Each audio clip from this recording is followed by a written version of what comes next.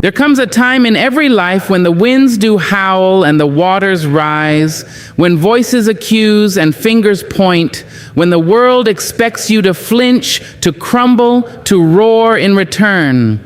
But what dignity it is to rise, not with anger, but with a stillness that sings of inner fire. This is not a lesson in hiding, no. It is a dance of discipline, a grace note of the soul. To learn to act as if nothing bothers you is to choose your peace over petty wars. Let me tell you how. There is a quiet thunder in the way a woman holds herself when the world tries to pull her apart. Not with clenched fists or wild eyes, but with her spine straight and her gaze steady, as if to say, I have seen greater storms than this. Poise is not born in comfort. It is carved from chaos. It is shaped when the night is too long, the hurt too sharp, and still she rises, lips pressed into a soft line, shoulders draped in quiet courage. Poise is not a performance. It is the soul's decision to keep its balance when everything else around it sways. It is knowing the fire burns, but refusing to let it consume your voice. A poised spirit walks into a room and shifts the air, not because it demands attention, but because it commands respect. It's the elegance of restraint, the dignity of not reacting, even when reaction is deserved. It is not the absence of pain, but the presence of power. Power that does not boast. Power that does not chase validation, power that whispers, I know who I am, and keeps moving, unfazed, undisturbed. There is a kind of beauty that cannot be taught in mirrors or bought in silk. It is the beauty of the unshaken, the woman who holds her tongue not out of fear, but out of wisdom, the man who does not flinch when insulted, not because he lacks pride, but because his pride is too full to be threatened by noise. Poise is a language the spirit speaks fluently once it has been betrayed, belittled, broken, and yet still chooses peace over performance. It is in the way you carry your sorrow with symmetry, the way you take disappointment by the hand and teach it how to dance without bitterness. It is how you answer ignorance with grace, how you face injustice without folding into rage. It is not silence, but a kind of melodic quiet that sings of self-mastery. It is being soft without surrendering. It is being still without becoming stuck. Poise is a holy refusal. A refusal to be rushed, rattled, or ruined by things that don't reach your soul.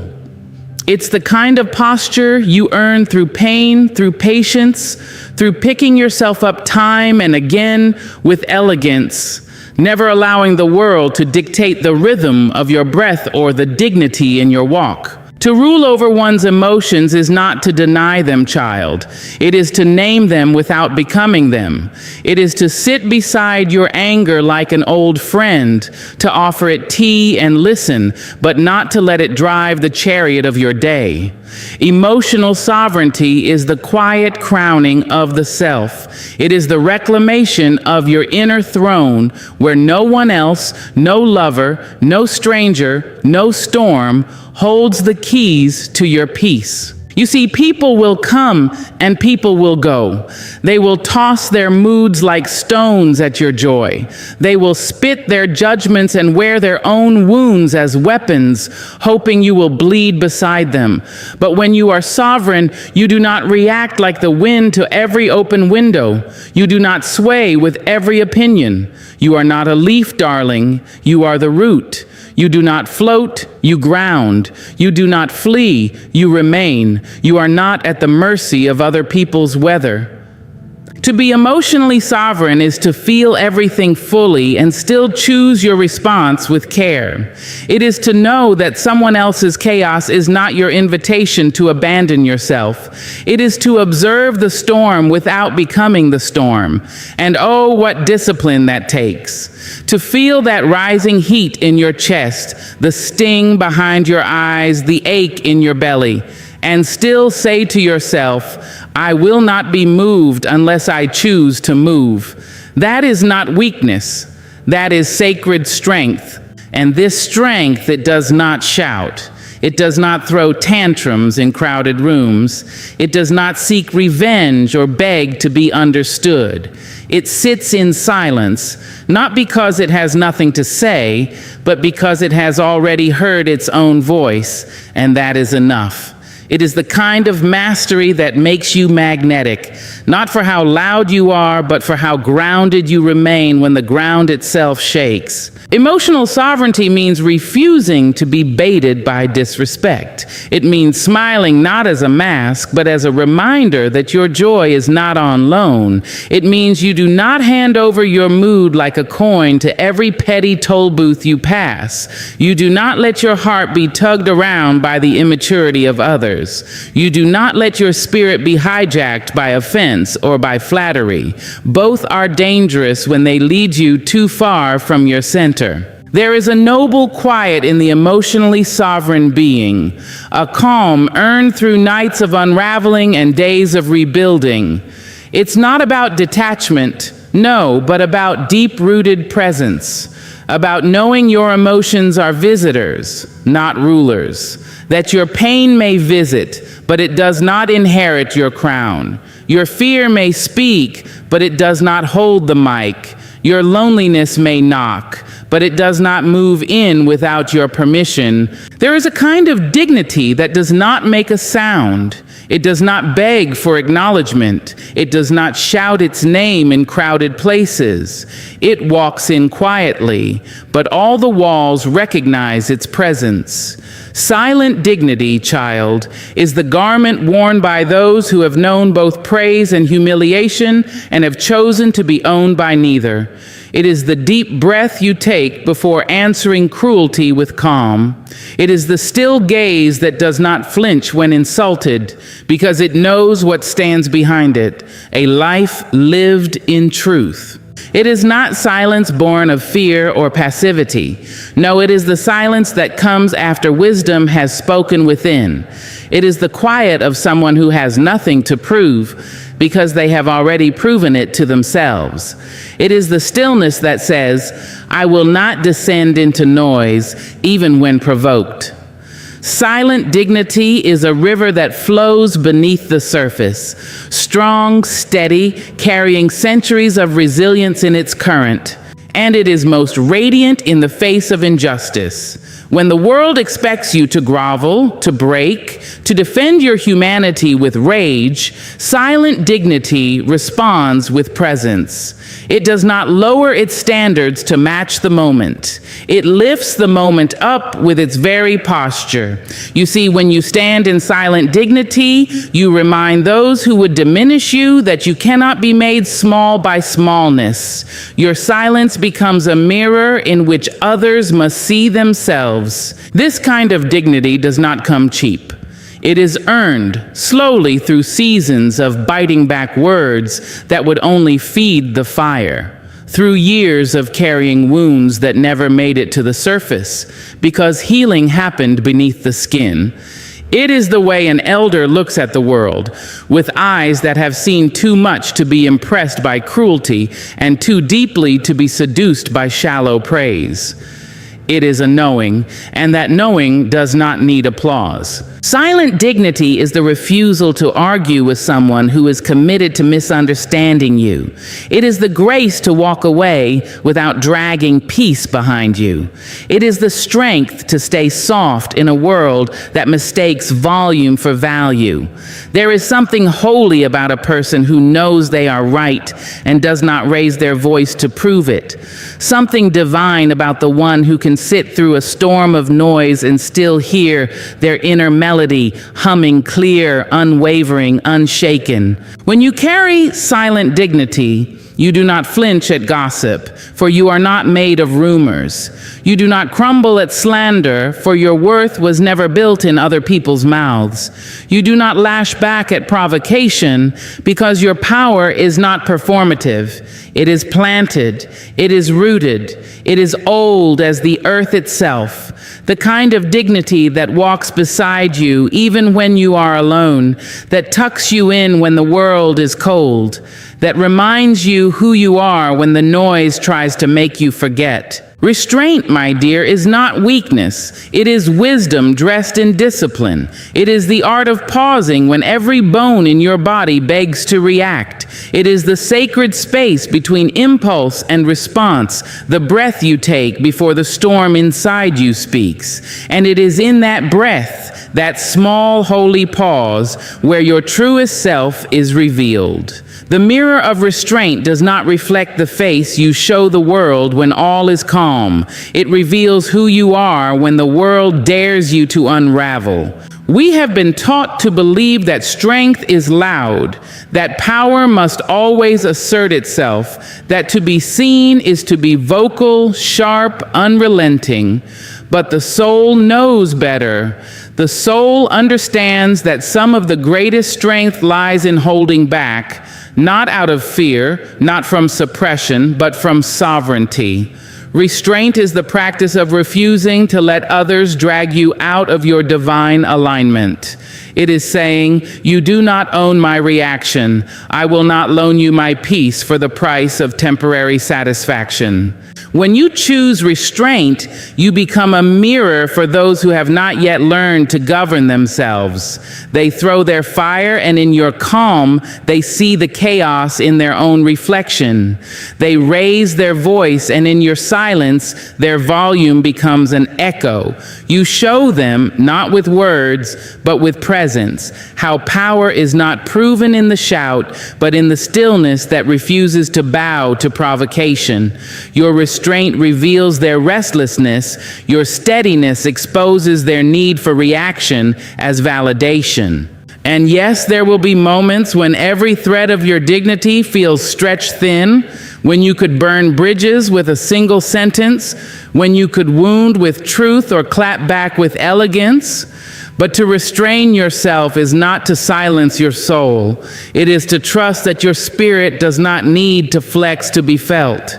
That your presence, your integrity, your history, your prayers, all of it is louder than anything you could say in anger. This mirror, this quiet clarity shows you yourself too. You begin to see where your triggers lie, where old wounds still whisper, where your pride seeks to be fed. And instead of obeying those ancient voices, you bow only to your higher self. You walk away from the bait. Not because you are blind to it, but because you are bigger than it. You have learned that sometimes the highest act of courage is to close your mouth, lift your head, and let the moment pass without clinging to your name. To hold your tongue when it burns, to soften your face when it stiffens, to unclench your hands when they itch to point or punish. That is a sermon the soul preaches without sound. That is mastery, quiet and shining. The mirror of restraint reflects not how the world treats you, but how you choose to treat yourself in return. It is the way you answer chaos with a straight back and a full breath.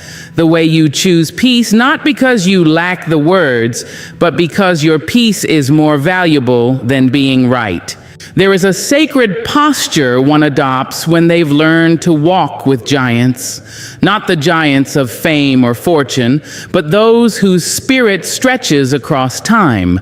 Elders, ancestors, warriors of the heart who endured without bitterness, who stood tall when the world tried to shrink them. To walk with giants is to walk knowing you do not walk alone. It is to feel the weight of legacy pressing gently on your shoulders, reminding you that you were never meant to crawl through life when you were born of people who sang through suffering and still raised their heads toward heaven. Giants do not move quickly. They do not rush. They have no need to prove their presence. Their very breath shifts the room, and their silence speaks volumes.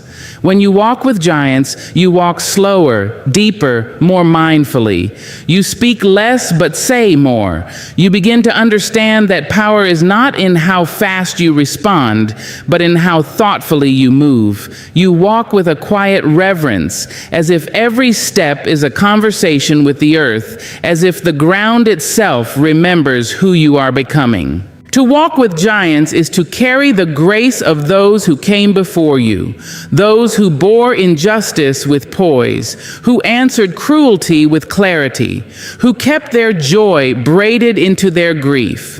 It is to remember that your dignity is not a personal achievement, but a collective inheritance. And with that knowledge, your walk becomes an offering. Your restraint, your wisdom, your unshakable calm, they are not just for you.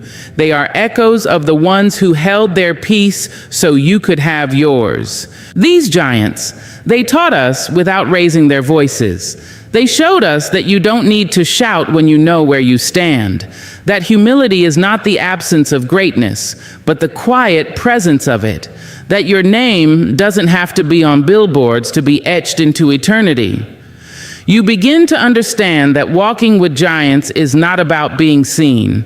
It's about being aligned with truth, aligned with justice, aligned with the deep, slow rhythm of your soul. And when the world tries to pull you down into smallness, when it tries to bait you into bitterness or hustle you into haste, you remember your place among the giants. You remember how they moved with patience, how they responded with vision, how they chose legacy over momentary applause. You remember that you are descended from those who endured the unimaginable and still created beauty, who planted seeds of hope in soil soaked with sorrow and still managed to bloom. And in remembering them, you become them, not in body, but in spirit. The spirit is not born strong, child. It is shaped, it is stretched, it is softened and sharpened through the ritual of living. Just as the body must sweat and strain to become agile, the spirit must ache to become wise. Training the spirit is not an act of ease. It is an act of reverence. It is rising every morning and choosing integrity when convenience would do.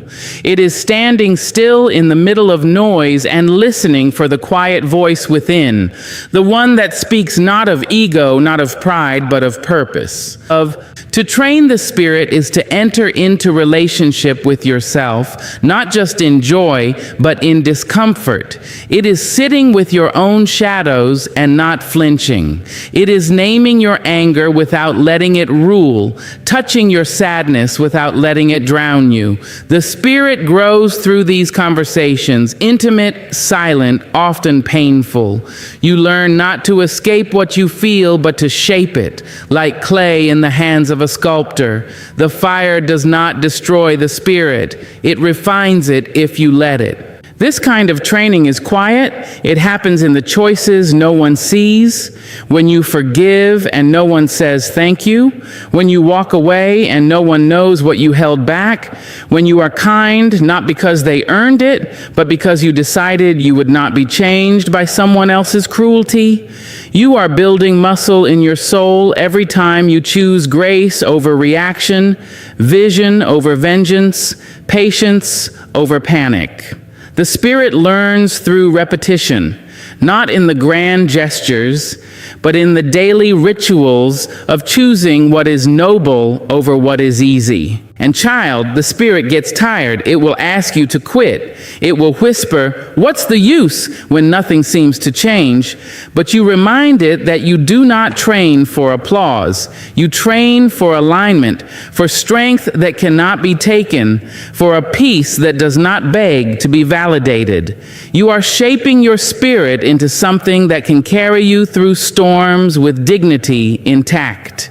You are teaching it not to sway with the winds of opinion, but to root itself in truth, deeper than circumstance. In this training, there are no shortcuts, no cheat codes, just presence, patience, and prayer. You learn to honor your pace. You begin to trust your rhythm. You start to see that every challenge, every betrayal, every silence from those you thought would stay is part of your training. Not punishment, preparation. You understand that hardship is not a sign you are off your path, but often the very proof that you are walking it well. You begin to thank the fire, not because it felt good, but because it showed you what within you could not be burned. You begin to rise, not because you were unshaken, but because your spirit, trained and tempered, knew how to rise again. Life, my dear, is a grand stage, not always lit by spotlights, not always dressed in applause, but still a stage nonetheless. And whether you perform in silence or in sound, the act is yours alone to embody. The curtain rises each day with the sun, and it asks you, not for perfection, but for presence. Not for the script the world wrote for you, but for the truth etched quietly in the marrow of your bones. The stage of life demands not that you impress, but that you reveal. And you must understand, not everyone in the audience came to see you succeed. Some sit in silence, arms crossed, waiting for you to stumble. Others will clap, but not for you. They applaud what they project upon you. And still, there are those few who see your soul beneath the costume, who nod at your courage even when your voice trembles.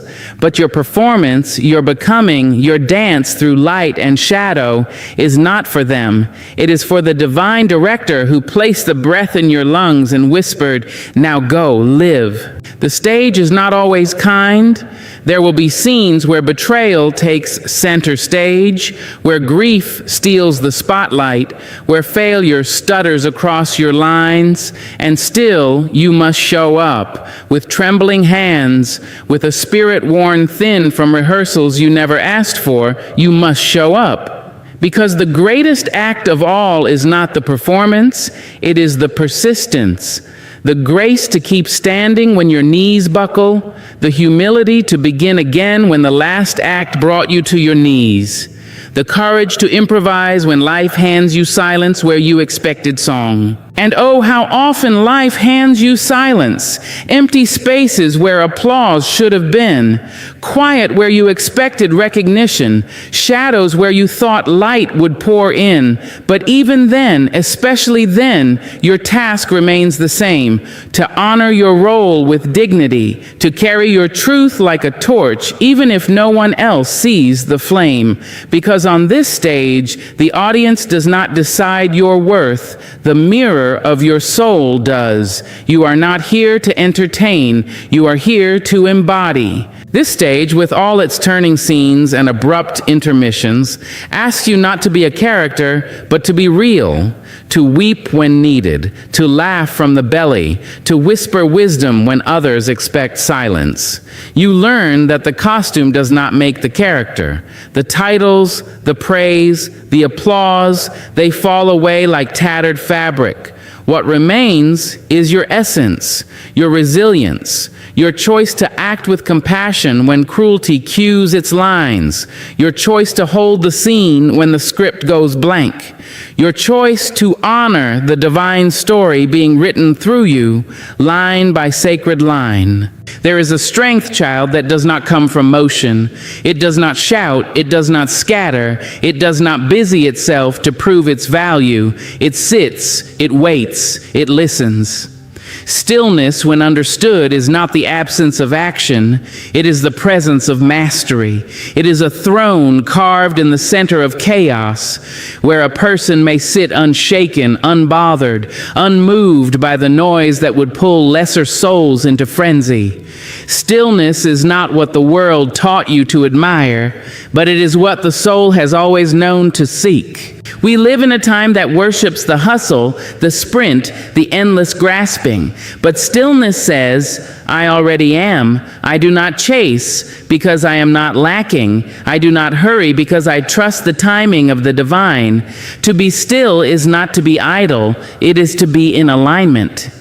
When you are still, you can hear the truth behind the words, feel the wind beneath the noise, sense the whisper of your own intuition rising like a tide. Stillness is the space where the spirit stretches, where wisdom finds its voice and speaks not to impress, but to illuminate. And it takes a seasoned soul to be still when provoked.